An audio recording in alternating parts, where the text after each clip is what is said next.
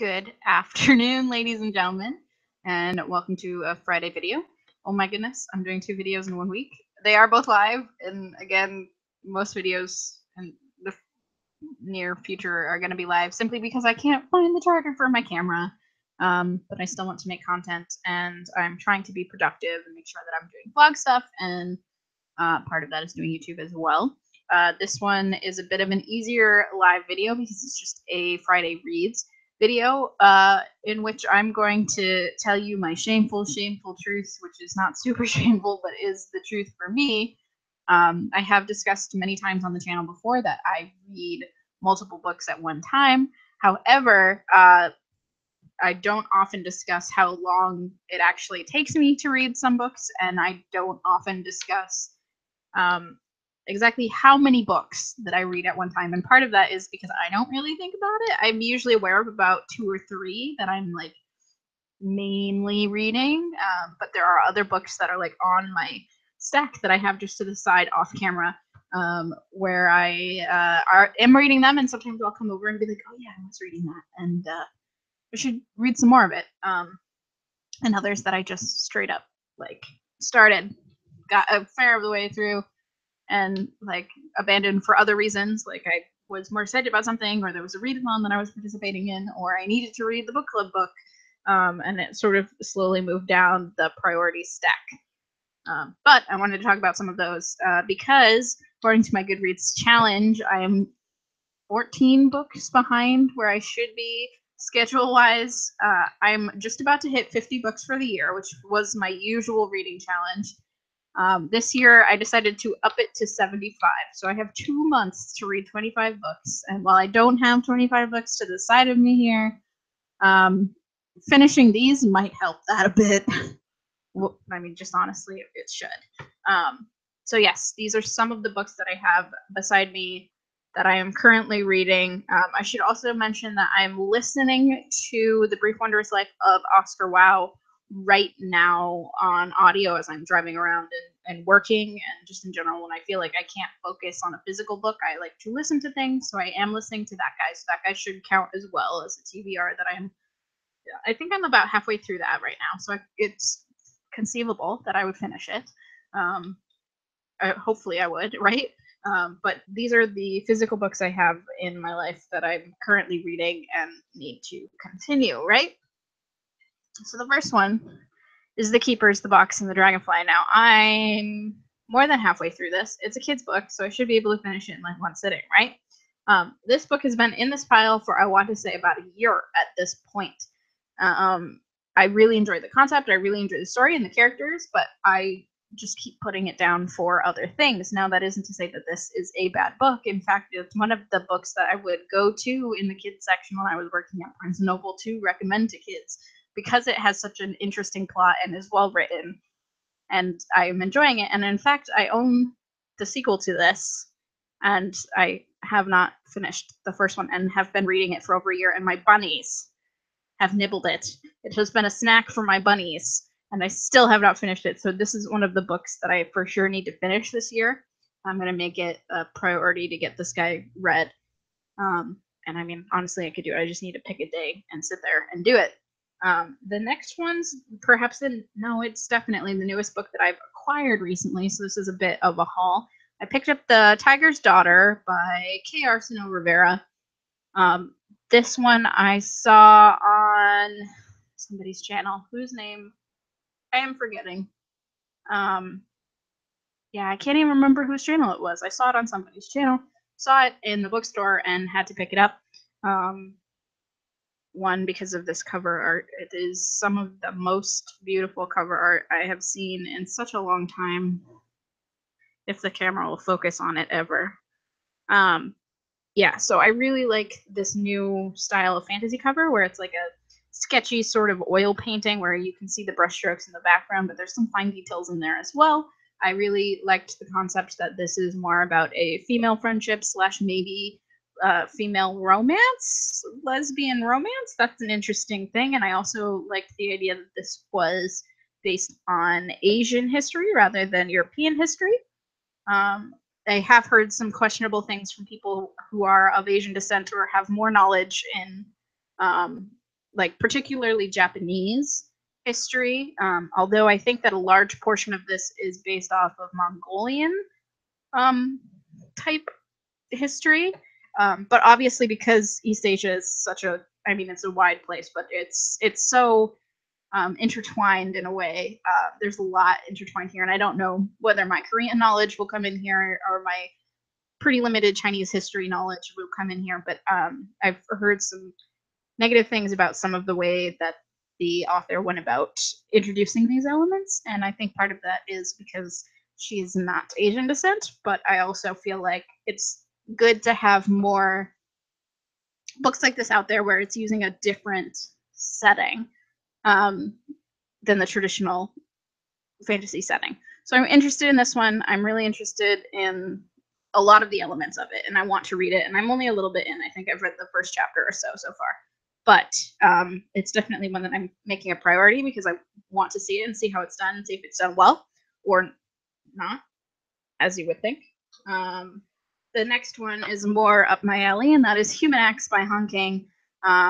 This one's really short, and I'm about a quarter of the way through it. I should be able to finish this in a couple of sittings as well, and it's one that I really want to talk about and review because obviously The Vegetarian by Han King was so paramount. I got it in hardcover as soon as it came out. I'm a fan of her writing, and this is an interesting story to tell, especially for people who don't know anything about Korean history. This one is very much set in a particular time period of turmoil in Korean history, recent history. It's like 1980s, 1990s ish time period. So it's not so far in the past that it's like it's not so far in the past that people wouldn't recognize this time period, but they may not realize the sort of things that were going on in South Korea during this time period. And it's obviously something that Han King herself lived through, so it's sort of a self-experienced story to tell. So it's definitely one that I want to talk about, especially with my own interest in Korean literature and things like that. So this is one that I'm reading, and I haven't picked it up in a while. Like I picked it up and started it like about when it first came out, and then it got backseated for I don't even know why. I could not tell you. But it's one that I need to pick up and finish as well. That's what all of these books are going to be. They're all stories that I have no excuse for. I should not be taking so long. This one you guys know is 11/22/63 by Stephen King. I have been reading for months, but at least I have the excuse that this thing's over 1,000 pages. It's not really an excuse. I should be able to finish it, and I'm really enjoying it and loving it. And I am picking it up and reading a couple of chapters, not once a week, but every 2 weeks at least.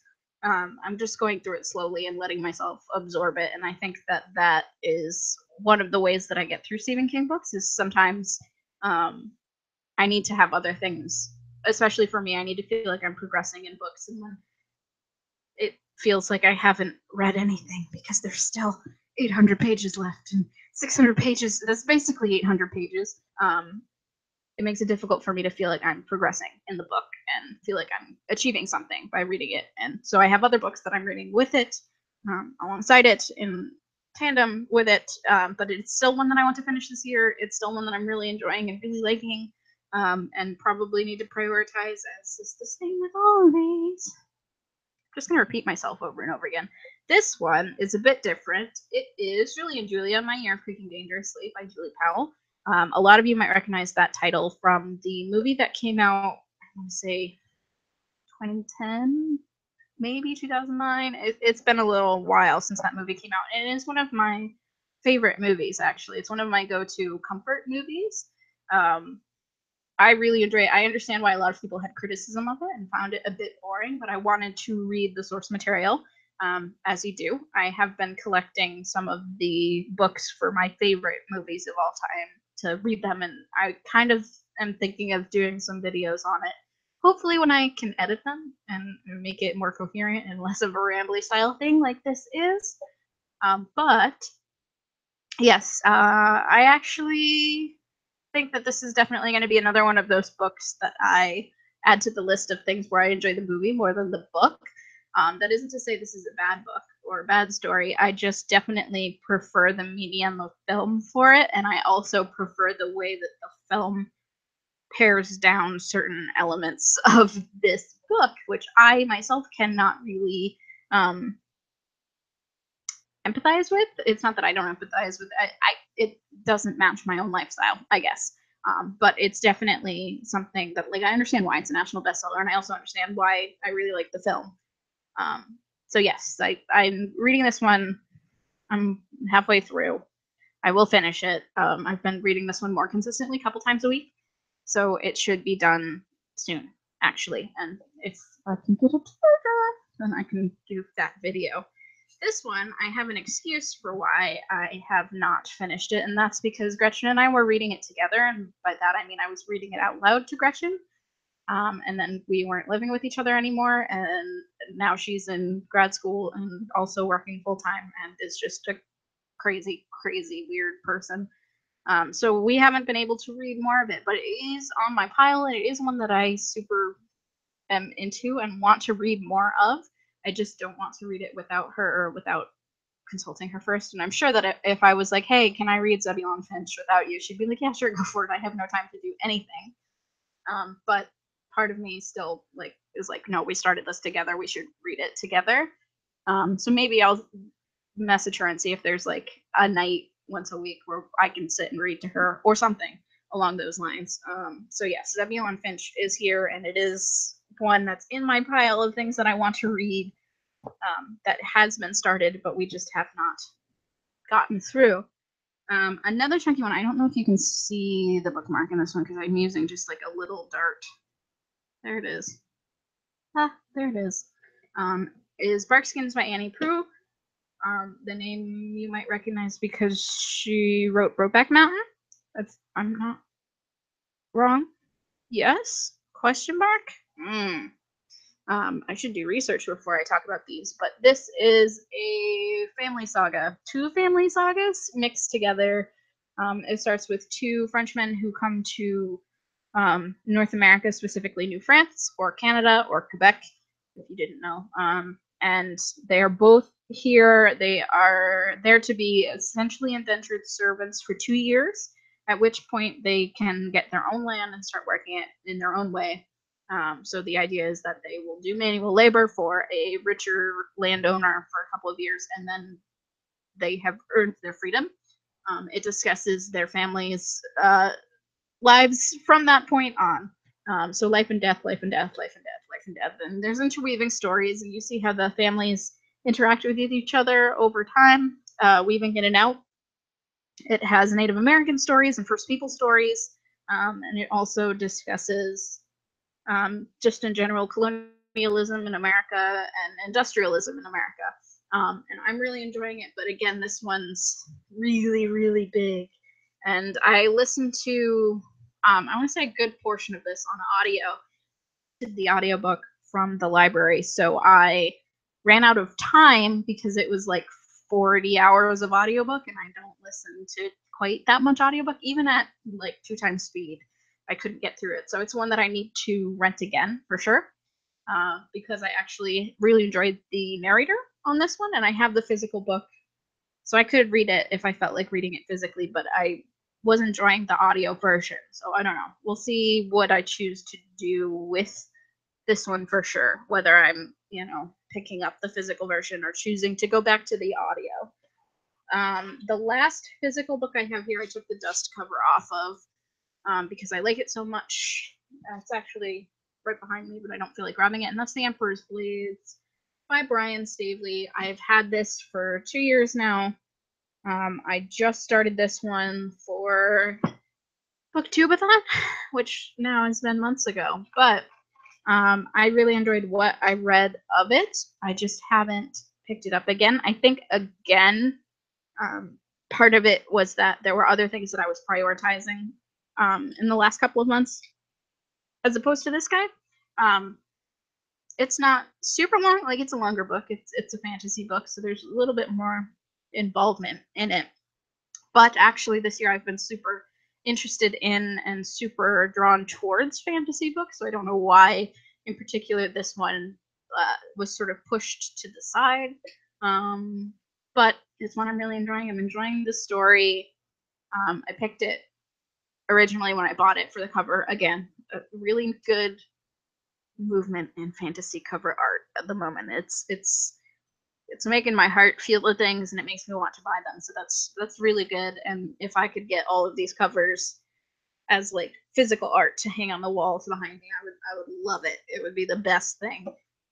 So I might need to look into doing some things like that. But yes, this one's a family saga. 3 royal children. The king has been murdered. All 3 of his kids were sort of spread out throughout the kingdom, doing different things, doing different sorts of jobs, from being a monk to being an assassin to being a judge in the court system. And it's discussing them trying to sort of solve this mystery while staying alive and figuring out like who did it and why they did it. And yeah, so that's a little bit of a different fantasy thing. I mean, obviously, court politics is part of a lot of fantasy stories, but I feel like the idea that sending all of the heirs to the throne in different directions and giving them careers, like actual like physical labor careers, is a little bit different. Neat idea. So yeah, it's one that I wanted to read more of, and the full trilogy is out now, so I really have no excuse for like being like, well, the other one's not out, so I can't keep going. I can keep going forever and binge this like nobody's business. There's obviously other books that I've been reading, but these are the ones that I have like in a stack, either by my bedside, on my bed, in my car, on my desk, like in hand's reach for me, being like, I want to, I need to, and just have not finished. So, as Friday Reads is meant to do, those are the things that are like my go-to reads at the moment, and I should grab and finish and try and complete and try and finish my reading challenge in the last 2 months, but I don't think that I can read 25 books in 2 months. That's a lot of books, guys. That's like 12 and a half books each month. And some months I don't read anything, or rather, I don't finish anything. I'm always reading something, but there are some months when I don't finish anything. This has been a very long, very rambly video. I apologize for that. I'm sorry that the books make almost no sense together. They're all over the place in genre and age bracket in any sort of way. They don't all cohere in a logical manner. But I wanted to make a video and I wanted to discuss that. So yes, those are there. That's what I have for you. Hopefully that was interesting. Again, if I can do some edited content, I would love to, but I need a charger and I don't have one. So yes, I will talk to you guys again soon. I hope you guys are having good weeks. I hope your weekends are good and you do lots of reading. What are you reading this weekend? Leave it in the comments down below. Yeah, and if you have any comments on any of the books that I'm reading, like you've read them or you want to read them, you've seen the film, you've heard people say something, let me know as well, so that we can sort of discuss things like that. Do you guys read multiple books at once, or you, like Gretchen, need to like strictly read one and then the next, and then the next, and the next? Who knows? We should have book club coming up soon, as long as Taylor and I can find a day when the 2 of us are free to discuss Tinker Tailor Soldier Spy. That's it. That's all I got. But I will talk to you guys again soon. Bye.